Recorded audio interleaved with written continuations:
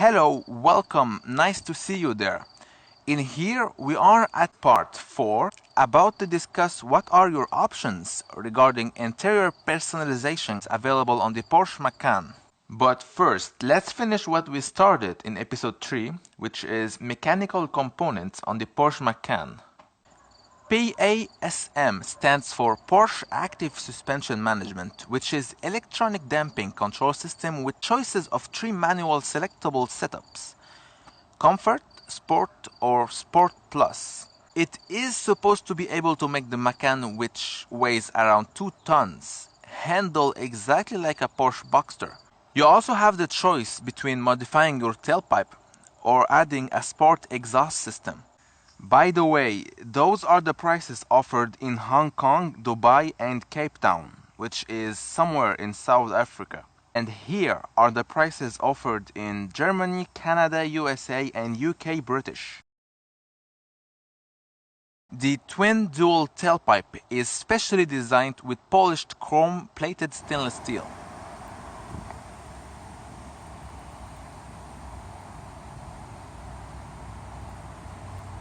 Sport exhaust system features modified rear silencer, including the specially designed sport tailpipe, which are in stainless steel. This option is as standard on all GTS variants.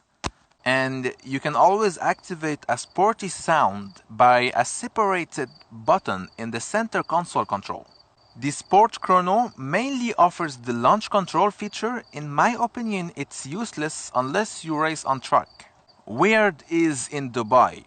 The optional air suspension seems to be only optional on the base Macan, which doesn't make any sense.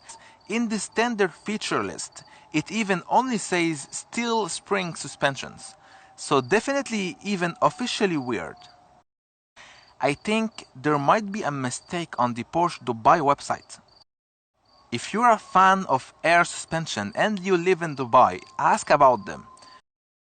Now, looking at all mechanical options throughout the whole globe, it's really noticeable how much each country Porsche offers almost the same deal. For instance, Porsche Active Suspension Management as standard on the GTS and Turbo variant, wherever you live.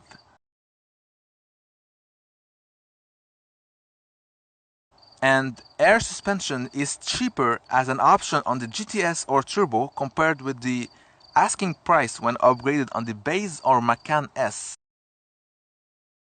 Except in Canada and USA, where the air suspension is actually as standard on the GTS variant. It's not even as standard on the Turbo, which is more expensive. This really shows the purpose of the GTS.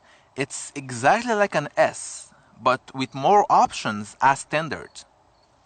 You're maybe tempted by the S and adding all necessary options to make it look like the GTS, but if it's the red color you're after, as we said in last episode, it's only available as an option on the GTS variant. Let's compare the S and GTS. In Canada, for instance, buying a GTS seems a good value for money. For a 24% price increase, about 14,000 Canadian dollar, you get 20-inch RS Spider wheels in black, which are not available on the S, not even as an option. They are actually only available in silver, cost 3,320 Canadian dollars.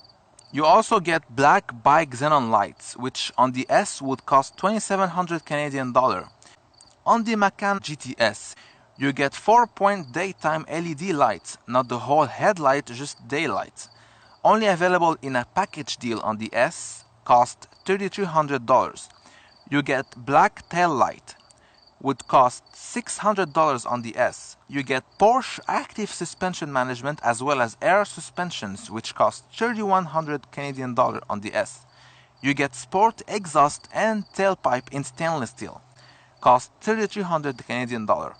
Total, on the Macan S, you would have to spend $13,000. so you're saving a little bit. And I'm not even including the LED 4-point daytime running lights, because you can't have LED and buy xenon at the same time. Cape Town, the GTS is about 23% increase, which is about 267,000 rand.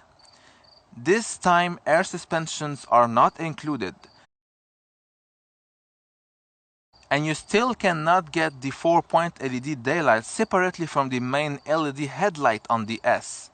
So let's say you stick with black inner bike xenon lights. So even in Cape Town, you're better off buying the S and adding whatever option you want. Overall, the GTS is mainly powered by the same engine, same turbo, same everything. It's only capable of 20 extra horsepower and 40 more torque. A result after, I guess, electronic programming and tuning.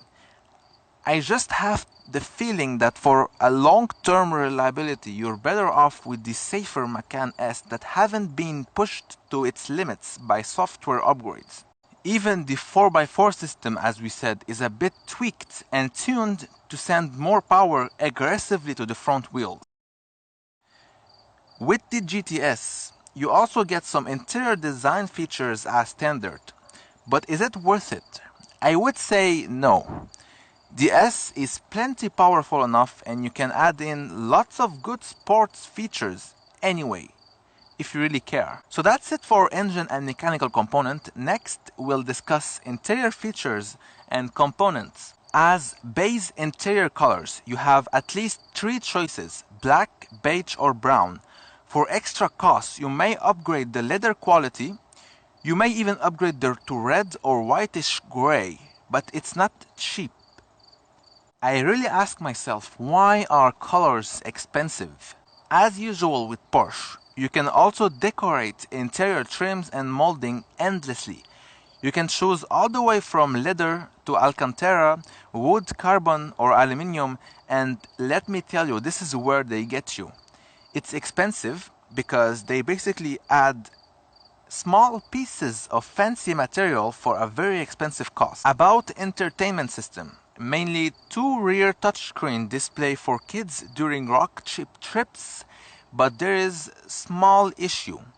Let's take UK for example. If you want rear entertainment, you have to also add in the minimum 422 British pounds Connect feature, which has nothing to do with rear entertainment. It's an inboard feature that mainly helps connect your iPhone to the front screen display. Also, Connect feature isn't available simultaneously with navigation. This is why there is the more expensive Connect Plus feature. This one mainly adds in Wi-Fi hotspot in your car.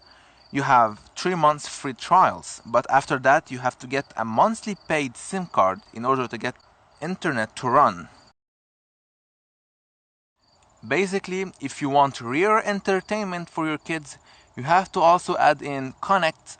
If you also want navigation, you have to replace Connect with Connect Plus.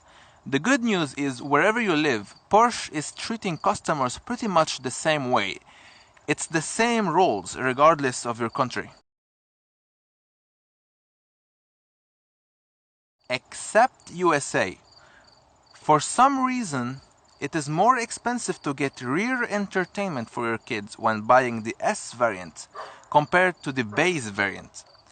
That's according to the Porsche USA website. That's the only place where front heated seats are as standard. I thought it might be due to the fact that Canada go through winter at least half of the year. First other place that comes to mind where winter also hit hard cold weather is Russia. So I went on the Russian Porsche website and found out that they also have front heated seat as standard on all variants. That's pretty much it. Otherwise, as optional option for extra cost, you have plenty of choices. This list is only scratching the surface, but I think it has what I believe is the most useful stuff you may want to add. Notice how expensive is this Burnist surround sound system. I would stick with Bose, which is on paper already on another level compared with stock audio system. But if you are really tempted by high-end audio quality. They say as soon as you listen to the Burnett surround, you won't be able to resist no matter the price. By the way, those are the prices offered in Hong Kong, Dubai and Cape Town. Speaking of surround, there is the parking assist with 360 surround camera, which will literally show you a surround view of what's happening all around your car. All clear front, sides and rear live streaming. Now, let's move on to how does this car drive on the road. Well, it's simple. I don't know, I didn't try it, but make sure you do so before buying. Might like it, might not like it. While I'm sure you will like it, but it's a big car nevertheless, and all cars aren't made for everybody, even if it's a genuine cool car. Finally, do you like to travel? Would you like to get on a long, possibly exciting trip simply to pick up your new car right outside the factory where it's been actually built? Well, guess what? Unless you live in Germany, you get to fly to Germany, pick up your car, visit the factory, road trip Germany and fly back home with your car. I guess you still pay preparation and transportation fees. So this is the end of part 4. Whether you're looking to buy or simply to be entertained by nice car footage, I'll recommend you subscribe and scroll through the channel. There are many things which discuss many cars. Thank you, take care and goodbye.